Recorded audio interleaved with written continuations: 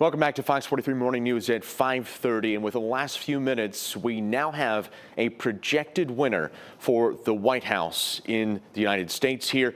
It is Donald Trump with now 277 electoral votes. The number, of course, that magic number is 270.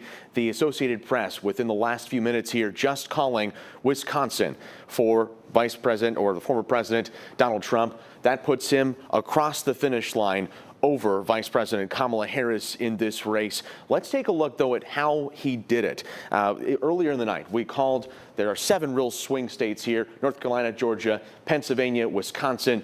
And all of the numbers are showing at this point that this was a bit of a landslide victory in the Trump camp's favor. He is winning the popular vote by a significant margin right now. Once Pennsylvania went to the former president, it looked to be maybe more of a lock that he would win based upon the states that were left to tally. But this was the final nail in the coffin for the Harris campaign, that obviously within the last 100 days or so, she was thrust in that position after President Biden dropped out of the race and she took his place. Let's go back to 2020. Watch all of these states in yellow here. They are red right now, and they may, at the end of the night, go red. The ones that are kind of in this pink shade have yet to be called, but if it remains that way, they're all going to go red. Take a look at the way it looked in 2020. Boom. All blue. Blue in Wisconsin, Pennsylvania, Michigan, Georgia, Arizona, Nevada.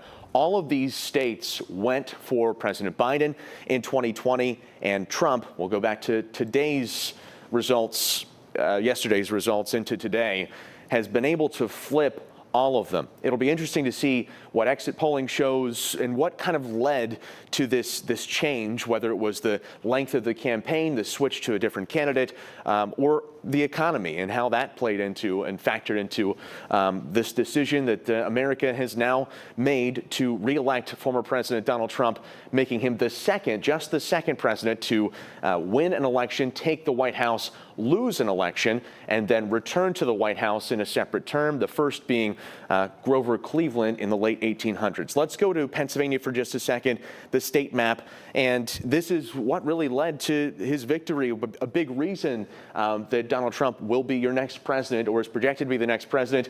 This margin in Pennsylvania, 165,000. He was able to perform well with voters across the state, especially in rural areas. He made up enough votes in those heavily populated areas like Pittsburgh and Philadelphia, where he was outperformed by President Biden in 2020.